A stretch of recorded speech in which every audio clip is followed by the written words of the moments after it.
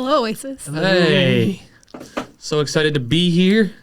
Another Wednesday that we record, Wednesday. Yeah, but man. Comes out Tuesday. Tuesdays. It's good times. Mhm. It's good times. Yeah. I like it. I like it. I got a question. Go ahead. Who is like your favorite like influencer or like social media person, or like what's your favorite meme or reel that you've seen? What's a meme? How do you define a meme? Something that makes me laugh with weird text. It's a picture with words on it. Yeah, Is and that's- that one font. Is it GIF or GIF? I don't know. What's that? Yeah. Is there saying that in a meme? I think those are just like moving memes. So they're the same thing, basically. Same category. I mean, I don't feel like I have the expertise to speak on this, but that's my guess. That's cool. What's yours? You go first. Okay, actually, my favorite reel is the reel with Elmo. And okay, if you know Elmo, no. his friend's name is Abby, and Abby has a pet rock named Rocco. And Elmo thinks Rocco Elmo has is, a friend named Abby. Yes. Oh, okay. Me She's too. like the Is fairy. she a human? No, she's a fairy. Okay. She's like a fairy monster. Okay. And Abby has a pet rock, which is not real. It's legit a rock. Okay. Does it And have like googly eyes on it or anything? I think it might have googly eyes. It might not. It might just be a I'm gonna plain look rock. it up. You keep but going. there's this one reel in Sesame Street where Elmo has to like babysit Rocco, and like Elmo's incredibly passive aggressive, and then he's just like, doesn't she know that Rocco's just a rock? And then he just stares at this rock, and then this dog comes up and like takes Rocco away. He's like, wait, stop. That's That's great. good. That is good. I did look it up. There are no googly eyes. It straight up is just a rock. That's sad. There you go. That's a sad thing. Ben, how do you answer this question? I don't know. I legit don't know. Yeah. Jesus is my favorite influencer. I don't have a good answer to this question. We just talked pre-podcast of if someone were to open your reels or Yeah. like your explore Yeah. page, what would you find there? And mine's like 100% pickleball stuff, right? And there's one guy, I think his name is Zane, who he has a ton of pickleball content, and so he's probably the one that I watch. If you like could break it down, who do you watch the most of on? Yeah, probably Wesley just social Huff. media. It's not, but It'd be a He's good smart. one. Yeah, it'd be a good one. Yeah. I don't know. Otherwise, I really like Trey Kennedy. He's a comedian who does clean stuff. Yeah. So he's funny. He makes a lot of really hilarious videos. Super funny, dude. Still gets me. Probably Nick Wright. Nick Wright. Yeah. I don't know. He's a sports commentator. Paul Allen. Oh, Paul Allen's legit. Yeah. I actually do love PA. You know Paul? Absolutely PA's not. phenomenal. He's the voice of the Minnesota Vikings. He just did an interview with Adam Weber at Embrace. Yeah. He's phenomenal. Yeah. Great voice. Great voice. Yeah. Great voice. Some people are just blessed with that. Yep. Yeah, we're talking about social media today, and I think there's been a narrative in the past year of how social media is harmful, and I think that narrative has tried to get people to just stop using it. And I think, yes, social media, there are parts of it that are harmful to our mental health, especially when left unchecked. But I think that the question we should be asking is, how do we use this well? And so how do we not just completely cut it out, but how can we process through how God has wired our brain, how we feel when we see certain posts, how we're even using the content itself, and how do we just use it for his glory and for his kingdom? And I think part of why I'm asking that question is I read a book called The Anxious Generation by Jonathan Haidt, and it is an incredible critique on what social media does. But I started looking at how I've seen social media used to advance God's kingdom. And like, I can't deny that. Yeah. Like Yeah. our Oasis page has 100% reached people for the kingdom of God. I have seen other, like, even just like sermon clips from like Passion, like 100% has reached people for the kingdom of God. And so I think it is a place where our people are. And so how do we use it well instead of just leaving it like in the crumbling nature that it is? Yeah. How do we allow that which has been created tools to serve us and not us serve the tool? Yeah, and I don't remember which pastor it was who preached a sermon that I heard and talk about social media use, and there is such the quick narrative, especially within Christian circles. There's probably not a ton of people out there. I mean, Anxious Generation it's not an inherently Christian book, right? No, it's psychological. Okay, yeah. So like there's people out there who are also asking these tough questions, but within the Christian circle, it is the initial is just cut it out, right? Get off of social media, don't have Instagram, don't have TikTok, don't have these Amen. things. And yet this pastor, when they were preaching this message, talked about what would Jesus do if he maybe had this at his fingertips, sure. which is it's a hypothetical. Yeah. We don't know, It's right? impossible Would to Jesus know. engage in it or not? But from what we know about Jesus and the way that he wanted to reach and encourage people, the way he wanted to teach people, if Jesus was able to have at his fingertips 1,000 people who could see him communicate something, would he engage that? And again, we don't know. But I think it's a really insightful question to sit back and say, man, how would Jesus engage this? Because I don't believe, based on the character I know about him and how he wants to engage people, that he probably would just throw it away and go about our ancient means of communication. I think he'd probably engage it in some redemptive way. Yeah. But again, hypothetical. I thought it was a really interesting question. He wouldn't run his own accounts, that's for sure. You got Peter with the Twitter thumbs for Jesus. No, he can't be Peter either. It's Matthew. Is this like Ghostwriter? John. Yeah. Can you imagine if Peter had a Twitter account? He would be. No, every other tweet would get him canceled. Well, he'd have to. A lot of Jesus would come back to him and say, "You need to delete that tweet." Yeah. It would be Jesus would absolutely. Peter, come on, man, you cannot be tweeting that. Yes, that's insightful. Judas is going to be the best follower until he's not. He's going to put out good content, and at the end of the day, you're going to be like, "I didn't know that about you." Yep, correct. That is 1,000%. Yeah, it was all fake on the screen. Yes. Yep. That's good. That's good. John's going to be random. Because he's the youngest. Yeah, I could see That's that. it. Just because he's the youngest. He's going to be random. Yeah. Too much in his feelings, probably. Yeah. His username is going to be the one whom Jesus loves. That's good. Anyways. This is fun. We should do this more often. Just creative exercises on what would be. I think there's a sermon series there. Tweets of Peter. Oh, man. As we dive in, I think like a really good place for us to start is understanding what the overconsumption of social media has done. And when I say overconsumption, kind of just like when social media was introduced, there were no limits on anything. We didn't understand the effects of how it could alter our brain chemistry, how we process and how we think. And so it was kind of just a free for all. And so if you are like a college student or a young adult, you probably grew up without a ton of like rules on what screen time looks like. You're kind of just told, here's an iPad, go play. Yeah. And so we're going to kind of look at what those effects have done for our generation and just kind of how apps are developed. Because when we understand that, then we can start to assess how can I use that well when I understand that this app is designed for this specific purpose. And so kind of the first one here is that like over time we've developed into like a phone-based life. And so studies show that 6 to 8 hours a day we actually spend on a screen. And so that counts like when you're working on a computer, when you're like talking on the phone with someone. But when you look at how those hours are dispersed, about 3 to 4 hours of that are actually spent on social media itself. So like 3 to 4 hours a day. Like if you work a 9 to 5, that means from like 5 to 8 or 9 o'clock p.m., you're just scrolling. Which usually isn't the case. For some people it is, but we see a number like 3 or 4 hours and we're like, wow, that's insane. But it's 3 to 4 hours spread over, your 18 hours of awakeness. And so that's what it becomes really jarring to people is like, no, it was really just 20 minutes here and 30 minutes here and 20 minutes here and 5 minutes here and an hour here. Like that's how it really gets us is because there's not that many people sitting there. There are some, but there's not that many sitting there scrolling for 4 hours. And so it's like, oh, it's not that big of an issue for me. Like 16 5-minute chunks is 2 hours. That's not that many. Yeah. It can add up quickly. Totally. Interesting. And so what we're seeing is that with that pattern, we actually now have more digital interactions with people than we do social interactions. And so from 2010 to about 2020, there was a decline in how many minutes per day teenagers were allowed to talk. So studies show that like teenagers used to talk about 118 minutes a day, and then it dropped down to about maybe an hour. And so because of the rise in cell phones being used, there is a lack of social development that's going on, and even just a lack of interpersonal connection. Interesting. Yeah, that's good. Wow. I think the next one here is like, and this is probably the one we'll spend the most of their time on, but if you hear anything about social media, you hear about the mental health crisis that it's causing.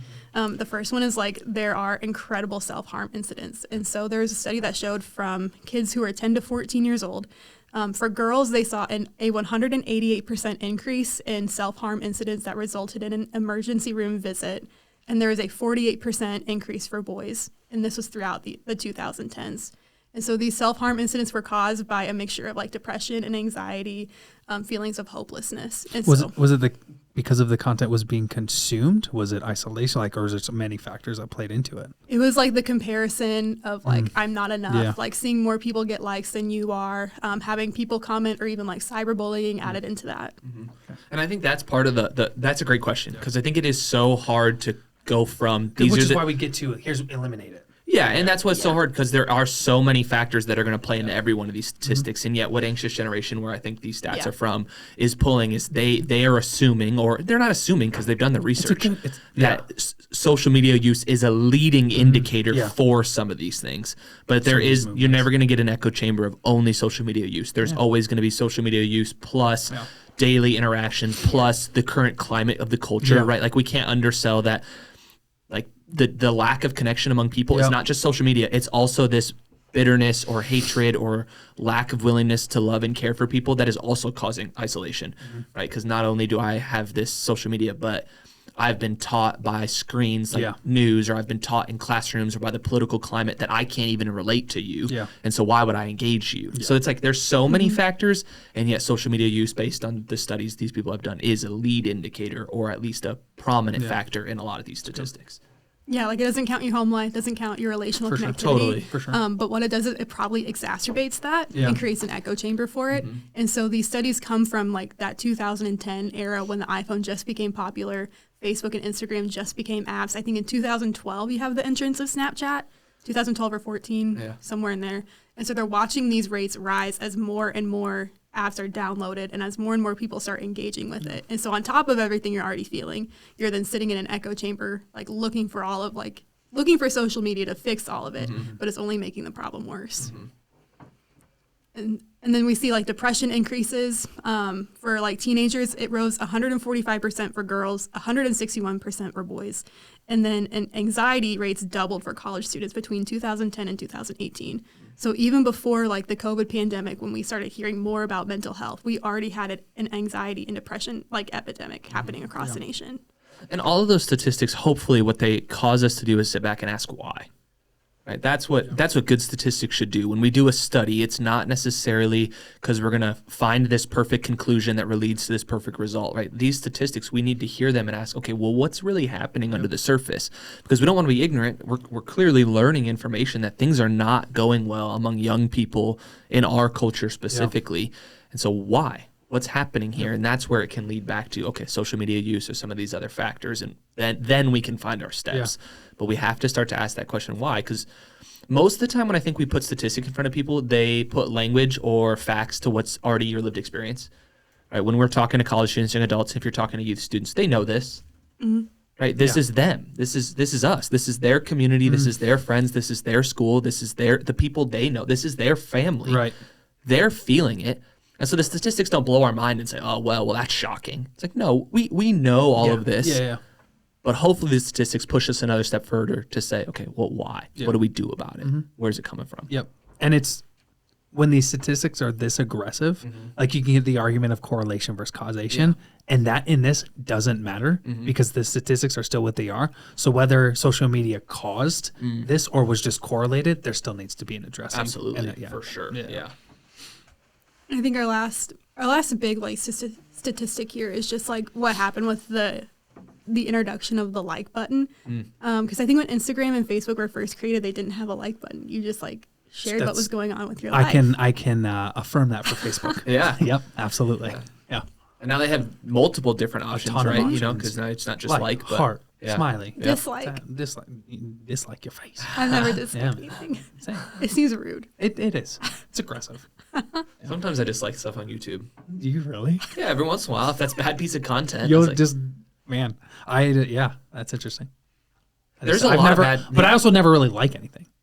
See, I do. I'm a pretty engaged liker. I'm not engaged in content like that. Yeah. Anyways, keep going.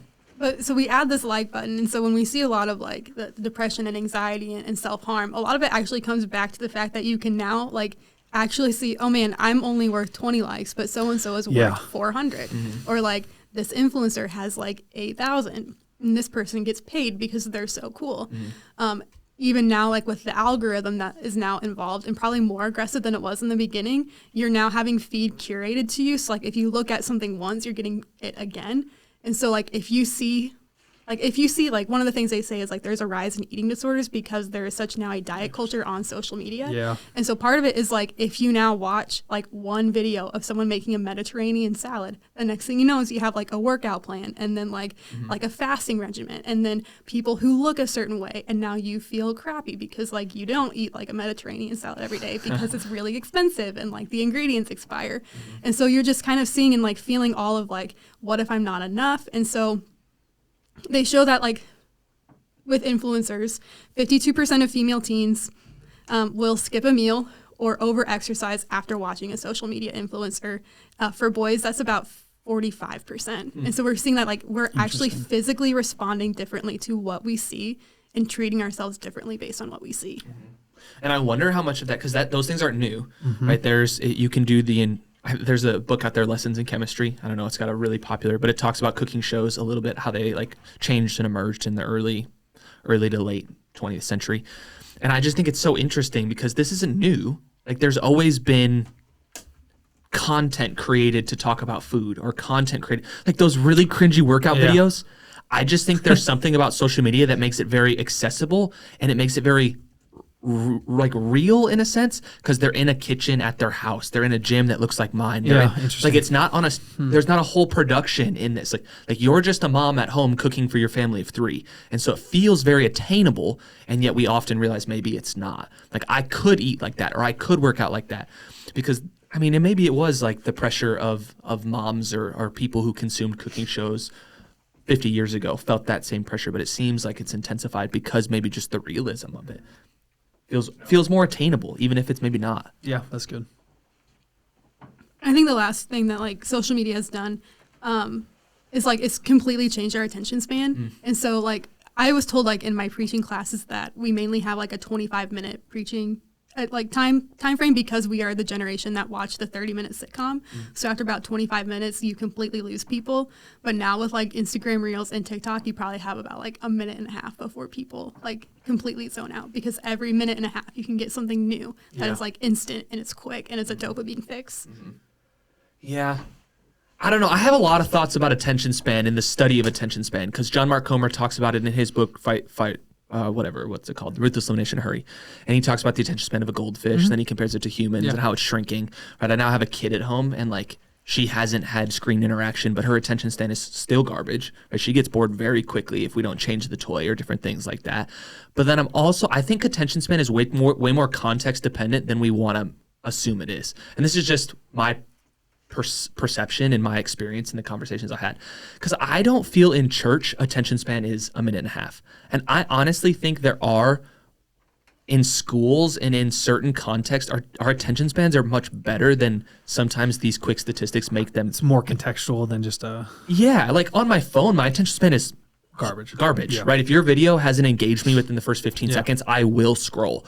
But when I'm listening to a sermon or I'm engaged in a podcast or I'm watching a TV show, my attention span is very different. See, I think it's so there, is it less about the actual context or is it about the engagement of the material?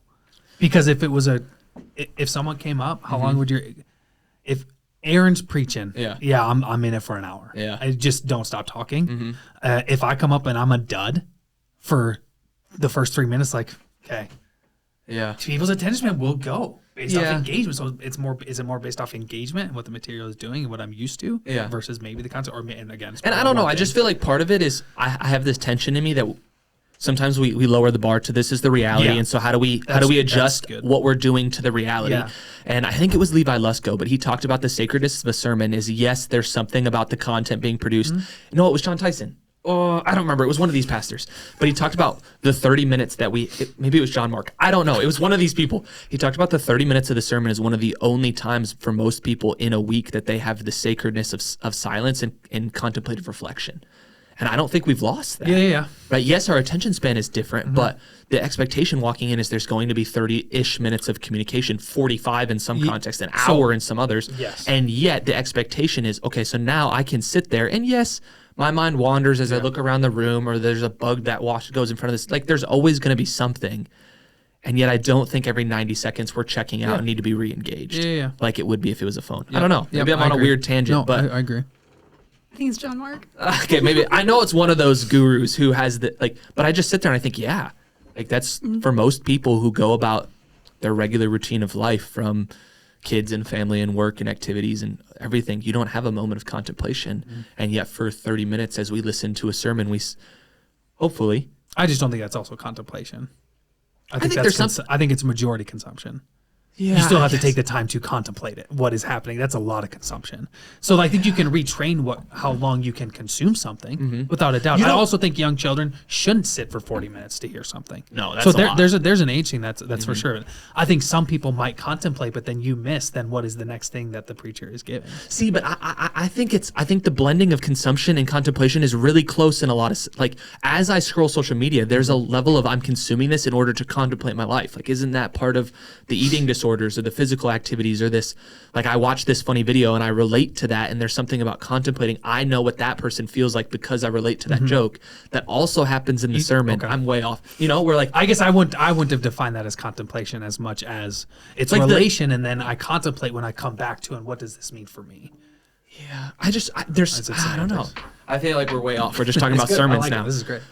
But as I listen, the things that resonate deeply with me, like I'm filtering the message through the lens of where am I at, and what is God speaking to me, and how is he moving by his Spirit in this. So it is a sense of consumption because I'm learning, but it's also contemplation because I'm learning through the lens of myself. I think to assume that everyone is doing that is a false assumption. Yeah, I think you have sure. practiced that, and it's possible to do both at the same time. I would agree with you there. I'll for sure agree with you there. I would absolutely disagree or say the majority of people have even practiced being able to do that simultaneously. Possible 1,000%. We do it. You don't think they're listening thinking, what is, like, that point that was just said, what does that have to do with me? Interesting. I think it's a more consuming society and nature aspect of it. And sometimes they'll come back, and sometimes it's a moment where the Holy Spirit does something that's like, yeah, this is it. Yeah. But to have a constant idea of like, what does this mean for me? Yeah. Oh, I think that's rare. I don't know. Do you have a thought?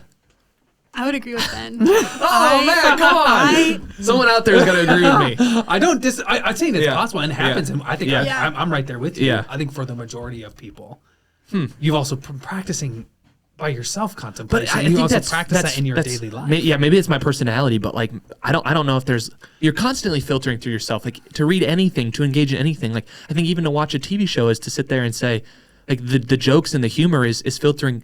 I think the majority of people use a TV show for escapism rather than contemplating my life and what does this mean for me. I know, but for majority, not everyone, for sure. Yeah, you also have a mind that sometimes doesn't stop working in a great way. Yeah, where you can do that. For I hear you. I hear what you guys are saying. Now I feel like I need to do a survey. I gotta poll the people and see how many people actively look for contemplation or actively look for. Yeah, I think it's more entertainment, self-reflection, and consumer based. Like we watch a show. We watch Severance. Yeah. I really am. You don't sit there and think, what would it be like if I was in their shoes? Rarely. Oh man. Rarely. I sit there and think that is trippy. What would I do if I was that person in that context? Sometimes, but not often. Okay. Yeah. Okay. That's good. I didn't. Yeah. Or if I do it, I just already know what I would do, and I just make a decision. Yeah. Like I'm just like, oh, I would do this. Oh, I would do this as it's going, not necessarily like think about.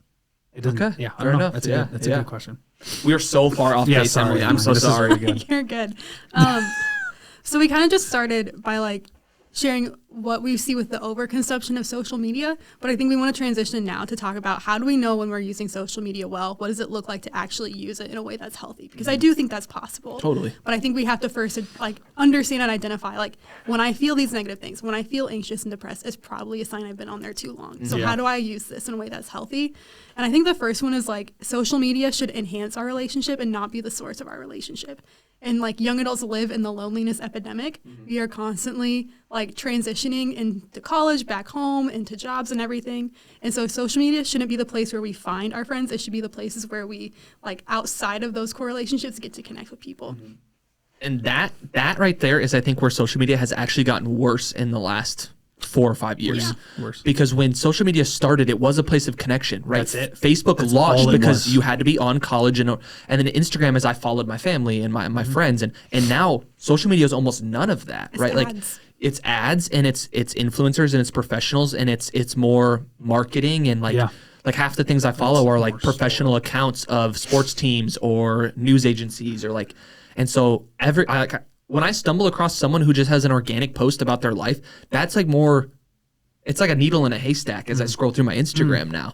And so it's so interesting that like even that side of it, I think, has changed, and we now consume social media even less for like, what are my friends doing versus what's this professional athlete doing, or what's this music person doing, or what's that.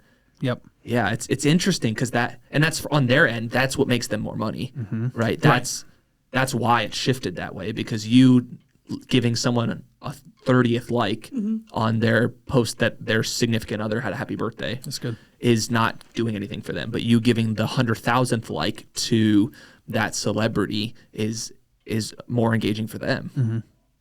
Yeah. But that's hard because like I like that version of social media. I want that version of social media that can enhance my relationships, but I don't have it. Yeah. Is it accessible? I don't know. That's the question I'd ask. Can we even get back to that? I don't know. Yeah. Not with our current probably assumptions of what social media is, because the bar to get into that level of production and quality is so much higher than it ever has been. So to just do the photo dump, to just post about the experience, to just share the story of what you're doing, like that doesn't exist within the thread of most social media users. Yeah. Because I can't produce like that professional account can. Yeah. Yeah. I don't know.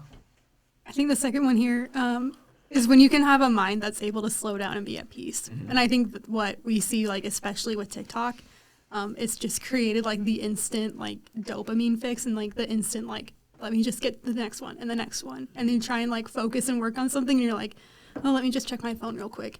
And so a sign that we're using social media in a way that's healthy is that we can actually sit for periods of time and not check our phone. Yeah. It's actually even recommended that once a week people take a 24-hour like no phone, like digital Sabbath.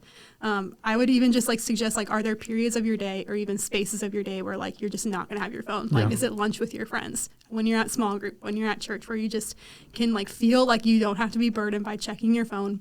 And honestly, you're probably not actually missing anything, just like whatever the influencer posted about whatever salad they made, like, and you don't need to see that. You'll be okay. But I think like it has this fix on us and this hold on us that we're about to miss something that's next. And checking social media provides more social media. It's like email, right? Like the more emails you send, the more emails you're going to get back. Like the more things you click on and engage, because it's like the trick that social media is so good at is with notifications, and even the way stories pop up with the colors, and you want to clear it. Like you want to have accomplished that. You want to have finished it. You want to end this feed. But when you finish it, what they're so good at is they will replenish the tank, right? You will never reach the end of the social media. It's never, it is. Yeah, like there will be another story the next time you open your phone. And there's another reel after the one you just finished. Yeah. And so even that of like, it's a never ending journey of trying to accomplish and get to that place where you've done it. Yeah. And the last one is like, how can we create over consume? And I want to like preface this. This doesn't mean that you become an influencer. Not everyone should become an influencer. But this means like, how do we add value? Like, how do we make this a space that is thriving, that like where we can actually like share the gospel, where it can be a place of Christ's redemption? And so is that like liking someone else's post, or like commenting on it, or actually following up when you see your friend that went on a cool trip and you say, hey, let's meet up and talk about in person about this really cool trip you went on? How do we like use social media in such a way where we get to create and partner and like share and learn what's going on without becoming addicted and feeling like we need to earn validation from what we're doing? What do you have to say here? I am too negative. I'm serious. But I want to hear that. So like even the idea of build and create, all I can think of is then, okay, then I'm still engaging with something in which am I using it for, have I eliminated my addictive aspects of my life when it comes to social media in order to be able to do it in a healthy way? So I think there has to come a point first and foremost where we recognize we are addicted to our phones. And therefore I think there's an aspect where we're addicted to because we trained our mind to consistently need that dopamine drip and fix. And so we go back to it, even unknowingly going back to it. Sure. Like I forgot my phone this morning at home. There's a dozen times I put my hand in my pocket. Yeah. Just to I was gonna check my phone. Did someone text me? Did I miss something? And so it's like, all right, that's a part of who we are. And so I think these are all right and good thoughts and good, like, yeah, should you have intentional spaces where you stop looking at your phone and put it away? For sure.